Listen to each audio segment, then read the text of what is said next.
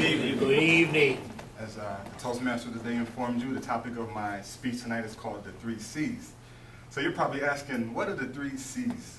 Well, the 3 C's stand for the 3 C's for effective communication. Outside of finances, communication is a major reason why marriages fail. It's why employees don't get along with their employers, and why employers don't get along with their employees. It's why pastors are not reaching a congregation, and why the congregation struggles to reach the pastor. In other words, lack of communication skills is a big issue in the world today. Now the 3 C's, they aren't anything that you haven't heard before. They aren't some revolutionary new way of getting your point across. They're 3 simple, basic, practical ways of effectively getting your point across. The first C stands for clarity. All people must understand what's being said.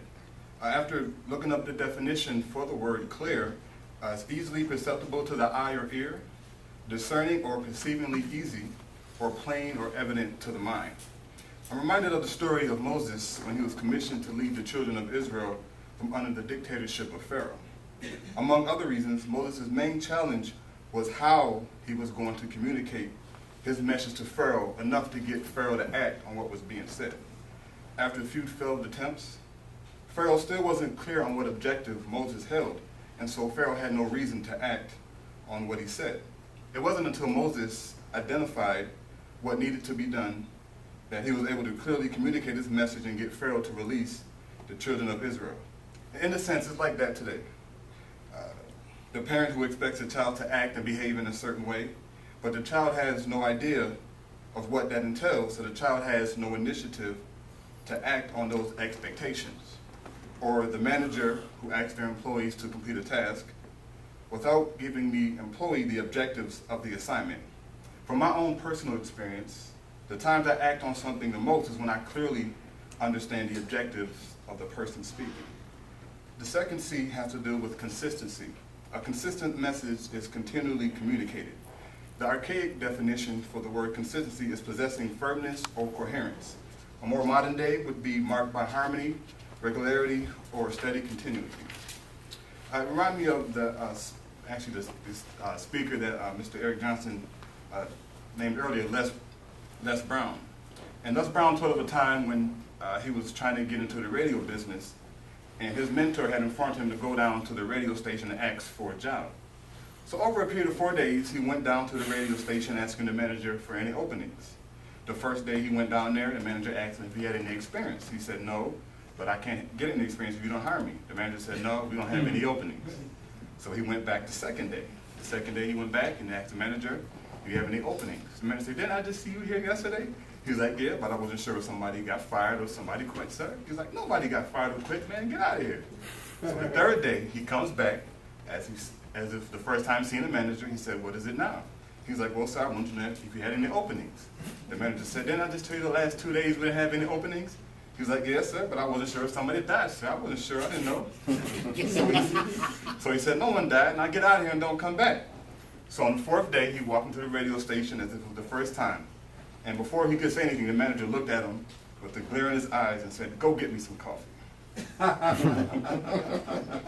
Now, realistically today, that scenario probably won't happen. But the consistency shown can happen. It was his consistent message saying that, hey, I'm not leaving until I get this job. If the messages aren't consistent, it creates an indecisive picture of the type of communicator we really are. The third and final C is clean. What I mean by that is pure and non-demeaning words. Our motivational speaker Zig Ziglar calls it using adult language. Psychologists have said that the individuals who use more foul, negative language generally are more insecure than those who don't use it. It shows the person doesn't know how to effectively get their point across, and so they feel the words that they use are getting the job done.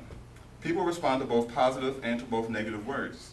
The positive words offer life, they offer hope, they offer encouragement, and they offer corrective criticism. The negative words produce resentment, anger, fear, and criticism.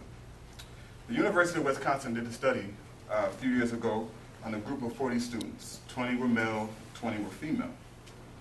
They were journalism students. They were looking to go professional. And the groups were divided up as according to their gender. So the 20 men, as they started out, they started writing and they started critiquing each other's work. And so the men, as they were going along, started out with corrective criticism, as we do here in Toastmasters, but eventually greed and ego started to kick in, and sooner or later they named themselves the Stranglers. The 20 women, however, continued down a path of corrective criticism, and 5 of the 20 women went on to be world-renowned authors. The group of 20 males, no one ever heard from them ever again. Now, it wasn't because of the talent or the skill or the ability, but because the words that the men used were demeaning and unhelpful. How does an employee respond to the manager who acts so kindly to do something? How is it that the employees, among other things, want to be recognized for the work they do, whether it be through an award or the manager walking up to the employee saying, hey, good job? The proverb, life and death are in the power of the tongue, tells us that how we say something is just as important as what we say. When I'm out in stores, I hear it all the time, and it kind of bothers me that parents yelling at their kids saying, come on, stupid, and it's just kind of sad when you think about it as far as parents planting these negative seeds into their children, not knowing that when they get older, that these words will stick. There are managers who yell and scream at the top of their lungs only to find themselves the focal point of a water cooler conversation. In closing, using clean and mature words will not only help us to get our point across, but it will position us as effective communicators. When we do this, we are practicing sedulous principles in getting our point across.